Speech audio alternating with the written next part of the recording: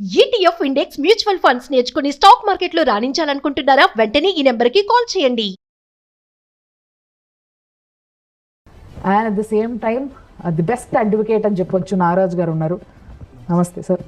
So మరి ఇప్పుడు శ్రీహరి గారు అంట, ఆయన పేరు శ్రీహరి గారు. శ్రీహరి గారిని ఒకసారి లైన్లో తీసుకోండి. శ్రీహరి గారు, నమస్కారం మేడం. ఇప్పుడు మీ ప్రాబ్లం ఏందో ఇక్కడ అడ్వకేట్ గారు ఉన్నారు and family counsellor Priya Chaudhary garu ఉన్నారు. సో ఇద్దరికి మీరు చెప్పొచ్చు, మేము వింటూ ఉన్నాం. ఎక్కడ మీ సమస్య ఎక్కడ మొదలైంది? నా సమస్య వచ్చేసి నాకు చిన్నప్పుడు మమ్మీ చనిపోయింది. తర్వాత ఇక లైఫ్ జర్నీ నడుస్తుండగా నాన్న కూడా ఉన్నాడు. నాన్న కూడా తర్వాత పెళ్లి చేసిండు అని చెప్పి తర్వాత సాగుతూ పోయింది. ఆర్థిక పరిస్థితి ఇబ్బంది బాగాలేక అక్కడ నుండి నేను ఇక్కడ యూఎస్ఏ ఎక్కడ వచ్చాను మత్తు తిరుగురు. ఇక ఇంటికాడ మా వైఫ్ నుంచి వస్తే మా నాన్న కూడా రీసెంట్ గా చనిపోయినప్పుడు అప్పుడు కూడా నేను ఇంటికి వెళ్ళాను. ఇంటికి వెళ్ళినప్పుడు మా వైఫ్ ఇక నేను రాకపోకల ద్వారా ఇబ్బంది ద్వారా ఇంటికి వెళ్ళలేని పరిస్థితి, అంటే అదే ట్రాఫిక్ జామ్ అదో ఏదో ఉంటుంది కదా మేడం, అందుకని ఇంటికి వెళ్ళలేకపోయాను. కొంచెం లేట్ అయింది ఇంటికి వెళ్ళడం. మీది అరేంజ్డ్ మ్యారేజా లవ్ మ్యారేజా అండి? Arranged marriage. ఎన్ని సంవత్సరాలు అయింది? 2012 లో పెళ్లి అయింది మేడం. 2012 లో పెళ్ళి అయింది. అప్పటి నుంచి ఇప్పుడు మీకు ఇష్యూ ఎవరితోటి? ఇప్పుడు మా వైఫ్ తోటి మేడం.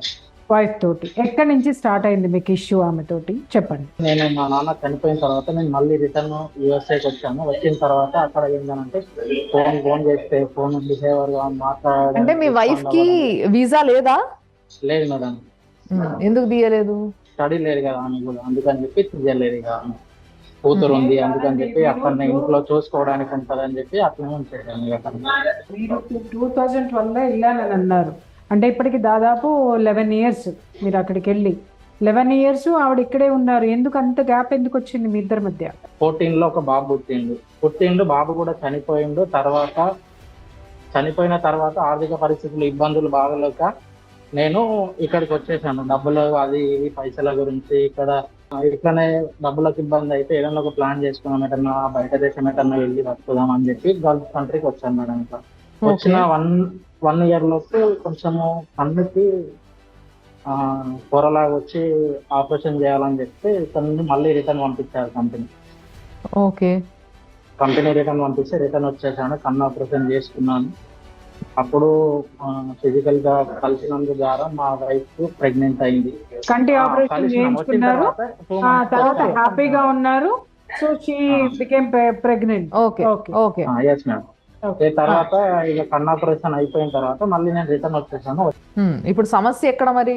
6 months అట్లా నడుస్తూ ఉన్నది కదా. ఏంటంటే మనం గల్ఫ్ కంట్రీకి ఫోన్ చేయడానికి కుదరదు, పని చేస్తూ ఉండాలి కంపెనీలో. ఇక మా ఇబ్బందులు నాకు ఉంటాయి ఇక్కడ, ఏం చేయాలి ఇట్లా అని చెప్పి ఇక ఫోన్ చేస్తే ఇప్పుడు 3 times 4 times అట్లా ఫోన్ చేస్తూ ఉంటాయి. మార్నింగ్, లంచ్ టైం, ఈవినింగ్ అట్లా ఫోన్ చేస్తూ ఉంటే ఆమె మాట్లాడము, ఆమె మాట బిహేవియర్, ఆమె ఇష్టం వచ్చినప్పుడు మాట్లాడము, ఆమెకు ఎట్లా కావాలంటే అట్లా మాట్లాడడం, ఇక కొంచెం దూరం పెట్టడం లాగా. ఇక మొత్తం ఇట్లా మాట్లాడుతుండే ఇక నాకు విసుగు వస్తుంది. ఎందుకు మాట్లాడుతుంది, ఏంటి అది అని చెప్పి మొత్తం ఇట్లా ఎవరిని అడగడం, ఇట్లా ఎందుకు మాట్లాడుతుంది అన్ని పడ్డాను. నన్ను తెలుస్తుంది.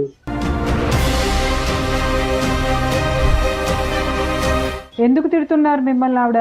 అంటే ఎక్కడ స్టార్ట్ అయింది మీ ఇద్దరికి ఒక వాదన? ఇదే ఫోన్ ఏం లేదు కదా, నార్మల్లీ ఫోన్ చేయడం అనేది ఉంటేనే, ఫోన్ చేస్తేనే విసిగించుకోవడం. ఓకే. ఫోన్ ఎందుకు చేసినావు అట్లానా? ఫోన్ ఎందుకు చేస్తున్నావు, ఇట్లా చేస్తున్నావు, ఇప్పుడు ఎందుకు చేస్తున్నావు, అది ఇది అని చెప్పి ఆమె మాట్లాడడం, గలీజ్ మాట్లాడడం, ఆమెకు ఇష్టం వచ్చినట్టు ఇక ఎట్లా ఆమె ఇష్టం వచ్చినట్టు తిట్టడం. ఇక ఎందుకు వేస్తుంది ఇట్లా ఏంటిది అని చెప్పి నేను ఒక అప్లికేషన్ ద్వారా మాట్లాడే కాల్ డేటా మొత్తం ఎంక్వైరీ చేస్తే ఆమె నైట్ మాట్లాడుతుంది. ఒకటే నంబర్ కంటిన్యూగా అవర్లీ వైజ్ ఇట్లా 1 hour 2 hour హాఫ్ అవర్ ఒకటే నంబర్ కంటిన్యూగా వచ్చేవారికి ఎవరి నంబరు ఫస్ట్ టైం చూస్తున్నా, ఎవరు వాళ్ళ నేనత్తనా ఎవరు కారు, ఎవరు చేస్తున్నారు, వాళ్ళకి అన్ననా ఎవరు లేరు ఈ నంబర్ పైన ఎవరు అని చెప్పి ఎంక్వైరీ చేసి ఫోన్ చేస్తే తెలిసింది ఏంటిదంటే ఆమె ఎఫ్ఐఆర్ పెట్టుకున్న పర్సన్. ఎవరు? ఎఫ్ఐఆర్ పెట్టుకున్న ఆయన తోటి మాట్లాడుతుంది. ఆయన ఎవరు కన్ఫర్మ్ చేస్తారు ఆవిడ ఎఫ్ఐఆర్ పెట్టుకుంది అని? ఫోన్ చేశాను మేడం, ఆ నంబర్ తీసుకొని నేను ఫోన్ చేశాను. మీరు ఎవరు ఆయనకి ఫోన్ చేశారా? మాట్లాడాను మేడం. Okay okay. ఏమన్నాడు ఆయన మరి? నాకు ఆమెకి ఇష్టం ఉంది, నువ్వెవరు మధ్యలో మాట్లాడాలి? ఆ, ఈమెను ఆరాధించిన ఎందుకు మాట్లాడుతున్నామంటే అట్లా ఏం లేదంటది. అబద్ధాలు అని అంటే నేను మొత్తం స్క్రీన్ షాట్లు తీసి కూడా నేను మొత్తం ఎవిడెన్స్ గా మొత్తం ఎంక్వైరీ చేసి తీసుకొని పెట్టుకున్నాను. ఓకే. చూపిస్తే ఇవి కాదు, ఇవి నువ్వు క్రియేట్ చేసినవి, ఇవి నువ్వు అక్కడ పని చేస్తున్నావు కాబట్టి నువ్వు ఇవి క్రియేట్ చేసినావు, ఎవరికో పైసలు ఇచ్చి క్రియేట్ చేసుకున్నావు అని చెప్పి మనం మాట్లాడాలి. ఇంతకు ఆయన ఎవరో తెలుసా నీకు? అంటే ఎవరైనా తెలిసిన ఆయన, ఆమెకి ఎక్కడ కలిసిండు, ఆమెకి ఎట్లా పరిచయం ఆయనతోని అనేది తెలుసా? వ్యవసాయం చేసుకోవడం వేరే ఊర్లో ఉన్నా, ఓకే. అక్కడ మా మేనత్త మా చుట్టాలు అనేది ఉన్నారు అక్కడ. అక్కడికి వెళ్తే ఈయన అక్కడ పరిచయం అయింది. ఇంకేంది ప్రాబ్లం? వాళ్ళ ఫ్యామిలీకి చెప్పేసి చెబుదామని చెప్పి అట్లా పంపించాను ఫ్యామిలీస్ ని, మా ఇంటి పైకి పంపించి చెప్తే అయినా కానీ మాట్లాడది, చెప్పది, ఏం జవాబు ఇవ్వది. అయినా కానీ బేసిక్ గా మీ భార్య మీకు కావాలి. వద్దు మేడం.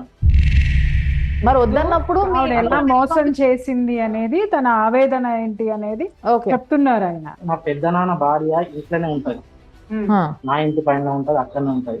ఆమెకు తెలుసు ఇతను నా ఇంటి ప్రాపర్టీ టైంకి వస్తాడు, నైట్ లో వచ్చి కలుస్తాడు, వెళ్తాడు అని చెప్పి ఆమెను కూడా ఆరాధించిన.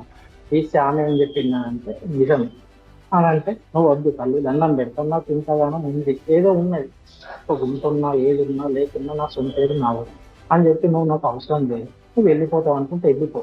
పాపను ఆమె చూసుకుంటుందా? ఇప్పుడు ఆమెనే చూసుకుంటుంది. ఆమెనే చూసుకుంటుంది. మెయింటెనెన్స్ మీరు ఇస్తున్నారు? నేనేం ఇస్తానండి. ఆమె ఏం చేస్తున్నానంటే, నేను ఆమె పంపించిన డబ్బులైనా సరే ఆమె సొంతగా వృధా చేయడం అనేది.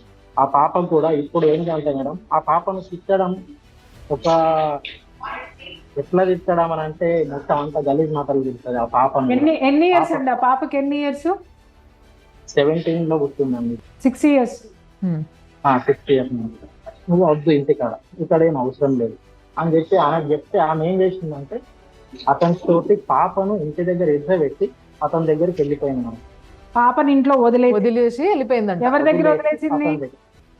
ఇంటి దగ్గర ఎవరు లేరు, అక్కడ వదిలేసింది. ఇంట్లో ఎవరు? పేరెంట్స్ కూడా ఎవరు లేరు? ఇల్లు వదిలి వెళ్ళిందా లేకపోతే వదిలి వెళ్ళి వస్తూ ఉందా? వదిలి వెళ్ళేసింది. నాకు వద్దు అని చెప్పాను కానీ ఒక ఫోన్ కాల్ అనేది నేను చేసిన. ఏం చేస్తున్నా అంటే, నేను వెళ్ళిపోతున్నా, నాకు అవసరం లేదు, మీ పాపను నువ్వు చూసుకో. నీకే చెప్పింది డైరెక్ట్ గా ఆవిడ, నీ పాపను నువ్వు చూసుకో, నేను వెళ్ళిపోతున్నా, నీ పాప అవసరం లేదు, ఎవరు అవసరం లేదు అని చెప్పి ఆమె వెళ్ళిపోయింది. వెళ్ళిపోయిన తర్వాత అక్కడ 10 రోజులు అక్కడ ఉన్నది మేడం. 10 రోజులు వాళ్ళ దగ్గర ఉన్నది. వాళ్ళ దగ్గర ఉండి వాళ్ళ దగ్గరికి వెళ్ళి వాళ్ళు కొట్టినరా, మరి ఏం చేసిండ్రా, వాళ్ళు వద్దన్నారా, ఏమైందా తెలియదు. ఇక అక్కడ నుండి మళ్ళీ రిటర్న్ వచ్చింది. రిటర్న్ వచ్చిన తర్వాత రిటర్న్ వచ్చుడు పాప మా అమ్మమ్మ వాళ్ళ ఇంటికాడ ఉంది, అక్కడ ఉంటే రిటర్న్ వచ్చింది. రిటర్న్ వచ్చిన తర్వాత అక్కడికి వెళ్ళి పాపను తీసుకోవడానికి వాళ్ళు ఉద్యోగం అన్నారు.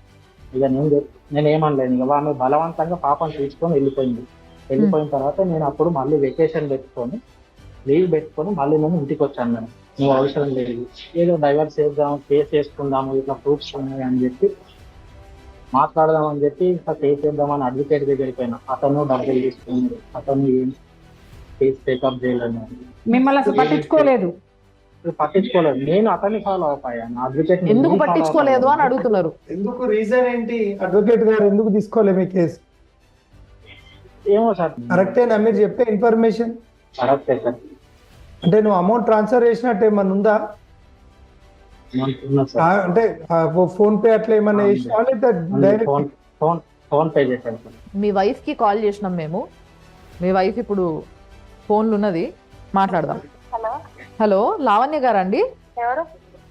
మేము సుమన్ టీవీ నుంచి ఫోన్ చేస్తున్నామండి. శ్రీహరి గారు, ఫస్ట్ మీరు ఆ మాస్క్ తీయండి.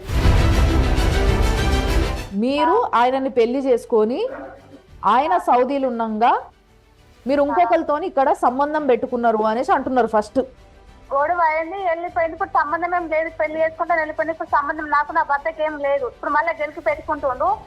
ఏం చేస్తున్నావా? కోర్టుకు పంపించిందని చెప్పి నేను కోర్టుకు పోలేను. లాయర్ దగ్గర రాపించుకున్న పేపర్. మా కులంలో కులాస్తులు పెద్ద మనుషులు అందరూ ఉన్నారు. వాడు ఇప్పుడు నువ్వు మాట్లాడే మనిషి అదే కాదని గ్యారంటీ ఏంది? మీరు చెప్పింది గ్యారంటీ ఏంది? నాకు మీకు గ్యారంటీ కావాలంటే మీరు సుమన్ టీవీకి రండి, నేను చూపిస్తా. నాకచ్చే అవసరం ఏమున్నది? నాకు నా భర్తకు నాకు సంబంధం లేదు. నాకచ్చే అవసరం ఏమున్నది మేడం? ఒక ప్రాబ్లం మీద మాట్లాడితే మీరు అట్లా ఇరిటేట్, తప్పు చేసిన దాని లెక్క అట్లా ఇరిటేట్ కావడం కరెక్ట్ కాదు కదమ్మా.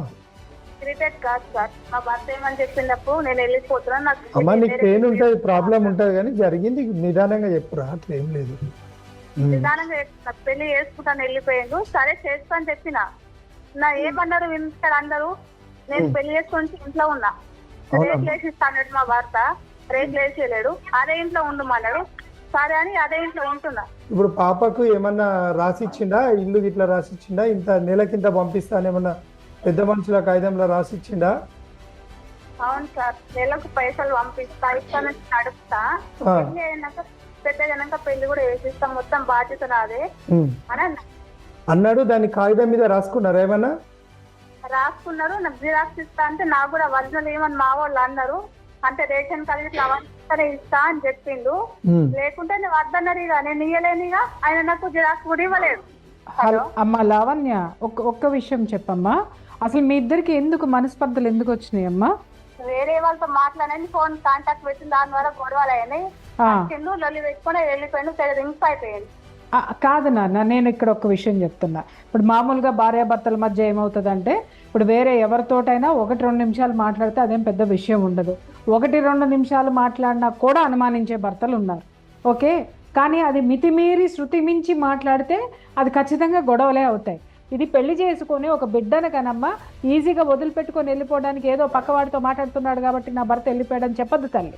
లేదు, నీ బిడ్డను నువ్వు సరిగ్గా చూడట్లేదు. నీ భర్త ఎలిగేషన్స్ చేసినట్టుగా నువ్వు నీ బిడ్డని ఇష్టం వచ్చినట్టు కొట్టో తిట్టో 6 ఏళ్ల పాపని నువ్వు హింస పెట్టో, నువ్వు వేరే వాళ్ళ ఇళ్ళకి వెళ్ళిపోయి అక్కడ ఉండి మళ్ళీ అక్కడి నుంచి వచ్చి అరే ఏంటది తెగిన గాలి పట్టంలాగా నీ జీవితాన్ని నువ్వు చేసుకోవడం వల్ల నువ్వు నాశనం అయింది కాకుండా ఇంకొక ఆడపిల్లను కూడా నాశనం చేస్తున్నావు జ్ఞానం లేకుండా. నీకు ఇంకొక మొగోడితోని సంబంధం ఉందా లేదా? లేదు. లేదు. మరి నీ మొగుడు దగ్గర ప్రూఫ్ ఉందంట. తెలియదుగా నాకు. మరి సరే, ఇప్పుడు టీవీలో పెట్టి చూపిద్దామా ఎట్లా? టీవీలో పెట్టి చూపిస్తారా? మరి మీ ఆయన వచ్చిండు కదా మా దగ్గరికి చూపించమని. December 31st నాకు ఫోన్ చేసి ఊళ్ళో వాళ్ళు ఏమంటున్నారు, 5 months ప్రెగ్నెంట్ నీకు తెలుసా అని చెప్పి వాళ్ళు ఫోన్ చేస్తే సడన్లీ షాక్ అయినాను మేడం. నువ్వు లేకుంటే నువ్వు రిలేషన్ పెట్టుకొని నా ఇంటి పైన నువ్వు పిల్లలు కనడానికి ఏంటిది? నువ్వు నీకు ఇట్లా ఎగిమని చెప్పి నువ్వు సౌదీలో ఉన్నప్పుడు ఆవిడ 5 ఒక్క నిమిషం బ్రేక్ ఇవ్వండి. మీరు సౌదీలో ఎన్నాళ్ళ మట్టి ఉన్నారు? ఆవిడ 5 months ప్రెగ్నెంట్. ఎంత గ్యాప్? జస్ట్ మేడం 2022 September 28 నేను రిటర్న్ ఇక్కడికి వచ్చేసాను. మీరు వచ్చారు. ఆమె 5 months ప్రెగ్నెంట్ అని ఎప్పుడు తెలిసింది? జస్ట్ December 31st 2023 అబార్షన్ చేయించుకొని రీసెంట్లీ 2 రోజులు అవుతుంది. ఇంట్లో ఒక పాపనేనా? రీసెంట్ గా 2 days అవుతుంది అబార్షన్ చేయించుకుని. అబార్షన్ చేయించుకొని వచ్చి ఇంట్లో ఉంది. ఫస్ట్ ఒక బాబు చనిపోయిండు, తర్వాత ఒక పాప పుట్టింది, తర్వాత మళ్ళా కడుపు వచ్చిందా నీకేమన్నా? లేదా? మరి మీ ఆయననేమో 2 days అవుతుంది అబార్షన్ చేయించుకొని అని చెప్తున్నాడు. ఇడ నీకు ఎవరితోటి ఏమీ లేవంటున్నావు. నీ ఫోన్లో గంటల తరబడి ఏ నంబర్ అయితే ఉందో, ఏ నెంబర్తో నువ్వు మాట్లాడావో ఆ నెంబర్ తోటి నీ భర్త మాట్లాడడం కూడా జరిగింది అవతల వ్యక్తితోటి. మళ్ళీ ఏదో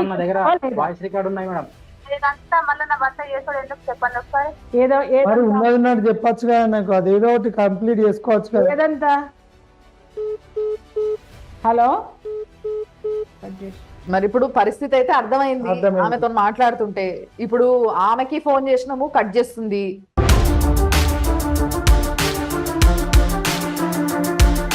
ఊళ్ళో పెద్ద మనుషులలో ఏదో కాగితం రాసుకున్నారు అంటే తీర్మానం చేసిండ్రు అంటున్నారు. అది వాస్తవమా? అక్కడి వాస్తవం అయినప్పుడు ఇప్పుడు నీ బిడ్డను నీకు ఆమె ఇస్తే తీసుకుంటావా? నీ బిడ్డ కావాలని తీసుకోవడానికి రెడీ ఉన్నాను సార్. ఇప్పుడు ఎందుకంటే ఆమె దగ్గర మరి నీ బిడ్డ నీకు కావాలి. పాపను ఆమె దగ్గర పెట్టుకొని ఈమె ఇన్నిగానం చేయడానికి ఇప్పుడు పాప 7 years 6 years ఉంది. ఇప్పుడు చిన్న పిల్లలు నాలెడ్జ్ అనేది ఏదో తెలివి ప్రతి తెలివి అందరికి ఉంటుంది. ఇప్పుడు ఆమె కూడా చూసుకుంటూ అనేది నేర్చుకుంటారు. చెప్పడానికి అవసరం లేదు ఈ రోజులలో. చూసుకుంటూ నేర్చుకుంటారు. మా అమ్మ ఏం చేస్తుంది, రేపు నేను కూడా అదే చేయగలను అట్లా అనేది నా ప్రభావం పడుతుందని మీ భయం. ఎందుకు? సో ఈయనకి ఏం చేయొచ్చు అని మీరు అంటారు? ఒక నిమిషం ఆగు, లాయర్ చెప్తారు మీకు, మీరు వినండి. ఊళ్ళల్లో తీర్మానం రాసింది కూడా అది వ్యాలిడ్ ఎవిడెన్స్ కింద వస్తుంది. అది డైవర్స్ అయితే ఎవిడెన్స్ కింద వస్తుంది. కోర్టు ద్వారా మనము డైవర్స్ తీసుకోవడం అనేది ఒక ప్రాసెస్. లేదు, డైవర్స్ డీడ్ కూడా వేసుకోవచ్చు రిజిస్ట్రేషన్ ఆఫీస్. ఓకే. లేదు అంటే అవుట్ ఆఫ్ ది కోర్టు మనం నోటరైజ్డ్ కూడా వ్యాలిడ్, అంటే అది ఎవిడెన్స్ కిందనే తీసుకుంటారు. నోటరైజ్డ్ పేపర్ కూడా ఎనఫ్. ఆ notarised paper 50 rupees or above stamp paper అయితే 2 సెట్లు తయారు చేస్తాం మనం, అది వ్యాలిడ్ డైవర్స్ కిందకే వస్తుంది. According to Hindu marriage act అది కూడా వ్యాలిడ్ డైవర్సే. కోర్టు ద్వారా తీసుకుంటేనే చట్టం అనేది లేదు. కానీ వీళ్ళిద్దరు ఇష్టానుసారం ప్రాపర్గా సంతకాలు తీసుకొని ఫోటో కాపీస్ పెట్టుకొని కూడా తీసుకోవచ్చు. తీసుకొని ఆ అమ్మాయికి ఆ ఇల్లు ఏదైనా ఉన్నదనుకో ఆమె మిస్యూజ్ చేయకుండా ఉంటుంది కాబట్టి ఆమెకు ఆ అమ్మాయి పాప పేరు మీద చేసి అది ఆమె ప్రాధేయపడితే. కానీ ఇప్పుడు ఆమె ఏంది అసలు వాడు నాకు భర్త విలువ లేదు, సామాజిక విలువలు లేవు, అసలు ఇంకేం ఆమె ఇక్కడ ఈ లోకంలోనే లేదు. ఆయన ఒక అడ్వకేట్ని అప్రోచ్ చేయండి, ఆ అడ్వకేట్ ఎవరో కానీ అది కరెక్ట్ పద్ధతి కాదు. అట్లాంటి అడ్వకేట్స్ ఉండబట్టి అందరికి కూడా మచ్చ వస్తుంది. ఎందుకంటే అది తప్పు. ఒకవేళ ఈయన కనుక ట్రాన్స్ఫర్ చేసినట్టు అనుకుంటే నువ్వు state away bar council of Telangana complaint చేయొచ్చు. ఇక్కడ అమ్మాయి చేసిన ఎలిగేషన్ మీరు మర్చిపోయారు. నన్ను వదిలేసి పోయిందండి విదేశాలకి. అమ్మా నేను ఒక్క మాట చెప్తున్నాను, గుర్తుపెట్టుకోండి. భార్యలకి భర్త విదేశాలకి పోయాడు, ఎవరి కోసం పోయినాడు? నీ కోసం, నీ బిడ్డ కోసము, తన తండ్రి కోసము వెళ్ళాడు. ఇక్కడ అతని యొక్క పోస్టును నువ్వు తీసుకోవాల్సిన అవసరము, ధర్మము భార్యగా నీకు ఉంది. నువ్వు చెయ్యాలి, ఆ బాధ్యతలు నువ్వు చేసి తీరాలి. వివాహం అంటేనే త్యాగం అని అర్థము. ఖచ్చితంగా ఆ సంసారం నడవాలి అనంటే కష్టాలు ఉన్నప్పుడు ఓర్చుకోగలిగిందే, ఇదేం ఓర్చుకోలేనిదైతే లేదు. సంవత్సరాలు వదిలి వెళ్ళాడు అనంటే మరి నీ బీదరికం అలా ఉంది, నీ పరిస్థితులు అలా ఉన్నాయి. అజయ్ గారు, మీరు భార్యని వదిలిపెట్టి వెళ్ళారు, బాగుంది. ఇక్కడ వాళ్ళని 1కి 4 ఎక్కువ చూసుకోవాల్సిన అవసరం కూడా మీలాంటి వాళ్ళకు ఉందండి. ఇక్కడ పెళ్ళయింది కాబట్టి పిల్లల్ని కనేస్తాము అన్నట్టుగా పిల్లల్ని కనేసిన తర్వాత సమస్యలు వచ్చినప్పుడు నిజంగా చెప్తున్న పనిష్మెంట్ ఎవరికి అనంటే పుట్టిన బిడ్డలకి పనిష్మెంట్ అవుతుంది. మీరు దయచేసి ఆడపిల్లని మీరు తెచ్చుకోండి, కావాలంటే ఆ ఇల్లు ఆమెకి ఇచ్చేసేయండి, మీరు మళ్ళీ సంపాదించుకోండి, మీ బిడ్డకి సంరక్షణ ఇవ్వండి తప్ప అలాంటి చోట మీ భార్య దగ్గర బిడ్డను వదిలేయటం చేయకండి, దయచేసి చేయకండి. ఎందుకంటే ఆవిడలో నిర్లక్ష్యం చాలా ఉంది. ఆ నిర్లక్ష్యం మీరు దగ్గర లేకపోవడం వల్ల, తన శరీరం యొక్క అవసరాలు తీర్చకపోవడం వల్ల కావచ్చు, ఆర్థిక పరమైనది కావచ్చు, ఇంకా చుట్టుపక్కల వాళ్ళు పెట్టినటువంటి టార్చర్ కావచ్చు, ఏదైనా కావచ్చు. తను చాలా రిజిడ్గా ఉంది. జోడెడ్ల బండి, 2 ఎద్దులు కరెక్ట్గా ఉంటేనే కాడి కరెక్ట్గా ఉంటుంది, బండి నడుస్తుంది. సో భార్యాభర్తలు ఇద్దరు కూడా అండర్స్టాండింగ్తో ఉండండి. ఇప్పుడు ఏదైతే ఉంది ఇది అతకని బతుకులు, ఎలాగూ విరిగిపోయింది, ఆ ఇరుసు విరిగిపోయింది కాబట్టి దాన్ని సరి చేసుకునే ప్రయత్నంలో ఉండండి. బిడ్డ ఒక ఏజ్ వరకు తల్లి దగ్గర ఉండడమే న్యాయం అనేది మనం వింటాం. తల్లితోనే ఉంటుంది. మరి ఇప్పుడు తండ్రికి కావాలి అని అంటే ఏం చేయొచ్చు? మరి కస్టడీ తండ్రి కూడా కోరొచ్చు అనేది కొత్తగా వచ్చింది అనేది గార్డియన్ ఓపీ కింద అడగచ్చు. కాకపోతే యాక్చువల్లీ ఏంటంటే భార్య ఒప్పుకుంటేనే, అంటే ఆమెకి నాకు సాధడానికి కుదరదు అంటేనే కోర్టు ఇస్తుంది, అదర్వైజ్ ఇవ్వడానికి లేదు. కానీ విజిటింగ్ రైట్స్ అయితే ఇస్తారు. ఈ 497 ఎత్తేసిర్రు, సుప్రీంకోర్టు జడ్జిమెంట్ ఇచ్చింది, ఇష్టం ఉన్నాడు తిరుగుర్రా అని చెప్పి ఏదైతే టీవీలలో వస్తుంది, అది తప్పదు. అది జడ్జిమెంట్ అనేది తప్పు. అట్లా అని చెప్పి ఎక్కడ మన ఇండియాలో అట్లాంటిది విచ్చలవిడితనం లేదు. కానీ ఇది ఎప్పటి నుండో కూడా ఉంది అట్లా అని చెప్పి. సుప్రీంకోర్టు నాకు ఇచ్చింది అని ఒక ఇంట్లోనే 2 మొగుళ్ళతో కాపురం చేసే వాళ్ళు బోల్ మంది ఉన్నారు సార్, నాతో వస్తే నేను చూపిస్తాను. ఈ పేరెంట్స్ కూడా తప్పు చేస్తారు. ఎందుకంటే ఉమ్మడి కుటుంబం ఉంటే అంత బాధ్యతగా పెంచారు. ఇప్పుడు 1-2 అయ్యారు, వానికి అవసరం లేదు, బుక్కడంతా తిండి పెడితే ఇంట్లో ఉంటుంది. వీడికెళ్ళి సాఫ్ట్వేర్లు అని చెప్పి వీళ్ళేదో సంపాదించి ఆడేదో బంగ్లా కట్టినట్టు ఈడ చూస్తే ఒళ్ళు సోయలేదు, ఇల్లు సోయలేదు. ఇక్కడ ఉన్న పరిస్థితులలో సామాజిక విలువలు లేవు, సామాజిక బాధ్యతలు లేకుండా పెరుగుతాను. విచ్చలవిడితనం అయిపోయింది. ఈ సమాజాన్ని కాపాడుకోవాల్సిన బాధ్యత మన పైననే ఉంటుంది. ఓకే, యాక్చువల్గా మీరు ఏదైతే చెప్పినారో ఆ పాయింట్ తోని నేను దీన్ని ఎండ్ చేయాలనుకుంటున్నాను. సో మీరు ఇద్దరు ఇచ్చిన ఏవైతే వాల్యుబుల్ ఆయనకి అజయ్కి వస్తాయి. సో అజయ్, నీకు నీ బిడ్డ కోసం నువ్వు ఏం చేయొచ్చు ఏంది అనేది సార్ చాలా క్లియర్గా చెప్పినారు. నువ్వు ఇంకా దీని గురించి పెద్దగా బుర్ర పాడి వేసుకొని నీ ఫ్యూచర్ పాడి వేసుకోకు. ఎందుకంటే నువ్వు మాకు చెప్పిన మాట అదే. నువ్వు మాకు ఫోన్ చేసినప్పుడు ఎన్ని రోజులైనా ఇది తెగుతలేదు, విక్రోళ్ళని కూడా పంచాయతీ తీసుకొచ్చినా కానీ తెగలేదు, అందుకోసమే సుమన్ టీవీకి వచ్చినా అని నువ్వు చెప్పినవు. కాబట్టి సుమన్ టీవీ అందరూ ప్రతి ఒక్కరూ చూస్తుండగా, ముఖ్యంగా సుమన్ టీవీ ప్రేక్షకులు చూస్తుండగా వాళ్ళందరి సాక్షాత్తుగా నీకు కావాల్సిన ఏదైతే న్యాయం ఉందో ఆ న్యాయం నువ్వు చేసుకునేది ఇంకా నీ చేతిలోనే ఉంది. ఆ కెపాసిటీ నీకు ఉంది కాబట్టి నువ్వు చేసుకోవచ్చు. అండ్ ఇంకొకటి ఏంది అని అంటే, ఎస్ సారు మేడం చెప్పినట్టుగా నిజంగా ఈరోజు సమాజాన్ని కాపాడుకునే హక్కు, బాధ్యత అన్నీ మాకున్నాయి, మీకు ఉన్నాయి. చూస్తూ ఊరుకోవడమే ఇంకో పెద్ద క్రైము అన్న విషయాన్ని కూడా సార్ చెప్పిండ్రు కాబట్టి ఇలాంటి ఒక కార్యక్రమాన్ని ఏర్పాటు చేయడం జరిగింది. కాబట్టి ఇలాంటి కార్యక్రమాలు ఇంకా ఎన్నో వస్తే మీరు చూస్తూనే ఉండండి సుమన్ టీవీ.